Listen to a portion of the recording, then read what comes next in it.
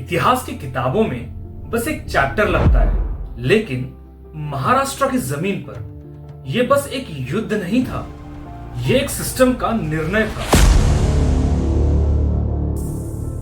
पुणे जिला, भीमा नदी का किनारा, छोटा सा गांव कोरेगांव। नाम छोटा है, लेकिन इस नाम के नीचे सदियों की चुभन दफन है।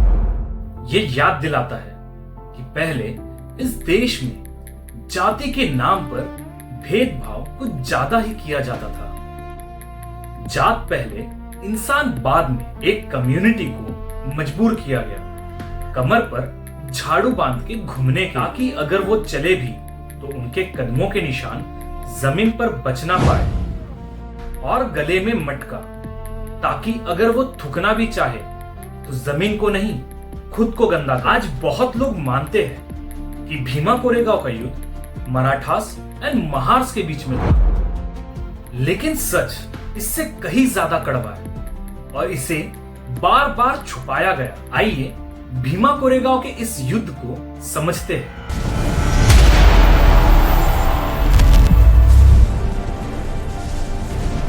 भीमा कोरेगांव ना तो कोई फ्रीडम स्ट्रगल था, ना ही कास्ट रिफॉर्म मूवमेंट। ये एक कमर्शियल कंपनी की वॉर थी। उस कंपनी का नाम ब्रिटिश ईस्ट इंडिया कंपनी था। ये वही कंपनी है जो बाद में पूरे इंडिया को लुटेगी, और उस कंपनी के लिए इंडियंस लोग ही इंडियंस लोगों से लड़ रहे थे। कोई आइडियोलॉजी भी नहीं थी, बस पावर थी। तो अगर कोई कहे ये देशभक्ति थी या देशद्रोह, तो वो आधा सच बोल रहा है। एक और फैक्ट जो अक्सर इग्नोर किया जाता है, भीमा कोरेगांव की लड़ाई कोई लंबी लड़ाई नहीं थी, ये सिर्फ कुछ घंटों की वॉर थी। ब्रिटिश ईस्ट इंडिया कंपनी की तरफ से लगभग 500 से 800 जवान थे, जिसमें ज्यादातर महार रेजिमेंट के जवान थे। और इसी महार जवानों में से एक नाम सामने आता है, सिद्धनाथ महार। मराठा साइड से लगभग 20 से 25 हजार के बीच लोग लड़ रहे थे। कैलवरी भी थी and infantry. Leadership Maratha side से पेशवा बाजीराव सेकंड एंड उनके जनरल्स के पास थी, जबकि ब्रिटिश साइड को कंपनी के ऑफिसर्स लीड कर रहे थे। मिलिट्री टर्म्स में देखा जाए तो ये कोई ग्रैंड डिसिसिव विक्ट्री नहीं। ब्रिटिश कैंप सरवाइव कर गया और मराठा आर्मी पीछे हट गई। बस ना उस दिन कोई एम्पायर गिरा, ना कोई नया राज्य शुरू हुआ।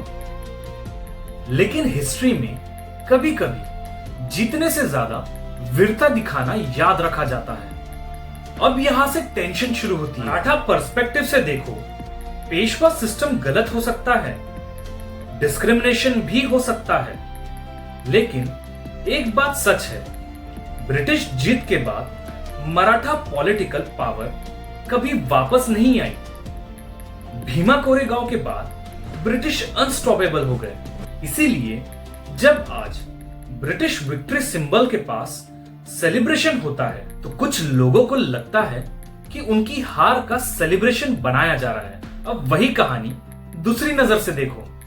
जिन लोगों को सोसाइटी ने इंसान भी नहीं समझा, उन्हें पहली बार हाथ में बंदूक दी गई, यूनिफॉर्म दी गई, सैलरी दी गई, नाम दिया गया, सोल्जर।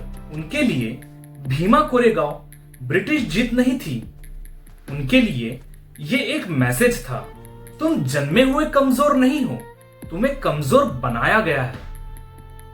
अब यहां डॉक्टर बाबा साहेब आम्बेडकर को समझना जरूरी है।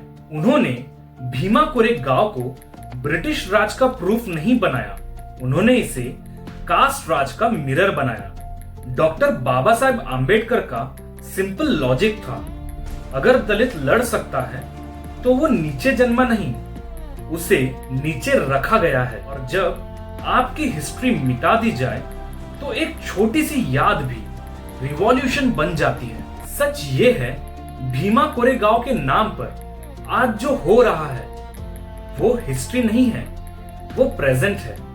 और जब प्रेजेंट का गुस्सा पास्ट के नाम पर निकाला जाता है तो सच कहीं बीच में मर जाता है। शायद भीमा कोरेगांव ना जीत है, ना हार, ये एक वार्निंग है कि अगर हम हिस्ट्री को सिर्फ अपनी साइड से देखेंगे तो हम फ्यूचर भी सिर्फ लड़ने के लिए बनाएंगे। हिस्ट्री का काम समझ बनाना होता है। एक लास्ट बात, जो लोग 1818 में लड़े वो आज मर चुके हैं, पर जो लोग आज भी गुस्से में हैं वो जिंदा है। सवाल ये नहीं है कि उस दिन कौन जीता, सवाल ये है कि हम आज भी क्यों हार रहे हैं। अगर ब्रिटिश ईस्ट इंडिया कंपनी की एक लड़ाई 200 साल बाद भी हमें एक दूसरे का दुश्मन बना रही है, तो शायद प्रॉब्लम हिस्ट्री में नहीं, हमारे याद रखने के तरीके में है। हिस्ट्री याद रखो, पर उसे जहर मत बनाओ।